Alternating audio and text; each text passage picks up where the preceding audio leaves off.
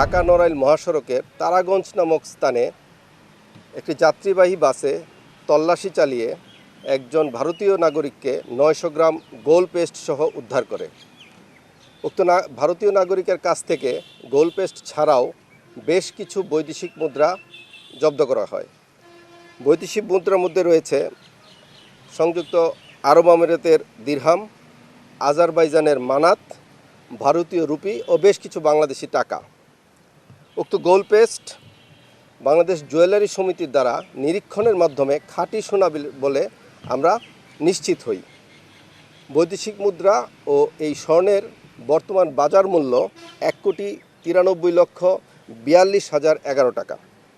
উল্লেখ্য, এই ব্যক্তি গত 2024 সন থেকে ভারত, মধ্যপ্রাচ্য, মিশর, বাংলাদেশ এবং পুনরায় ভারত এই রাস্তায় বেশ কয়েকবার গমনাগমন করেন।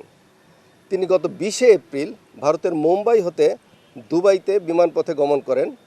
21 এপ্রিল ঢাকায় চলে আসেন এবং ঢাকার পরে তিনি সড়কপথে সাতক্ষীরা হয়ে ভোমরা স্থলবন্দর দিয়ে ভারতে পুনরায় চলে যাওয়ার জন্য পরিকল্পনা করেন।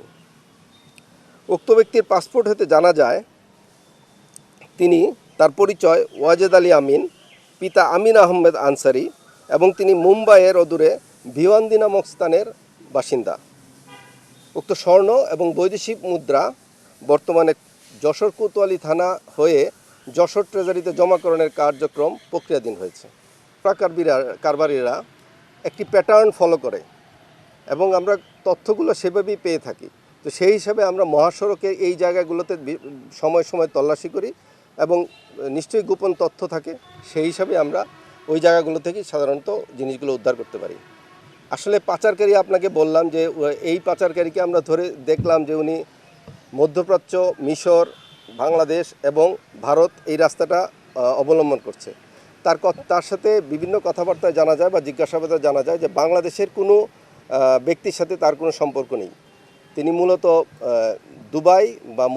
দুবাই বা মধ্যপ্রাচ্য বেসিস লোকের সাথেই তাদের চলাফেরা বা এই চোরাকারবারির সাথে জড়িত।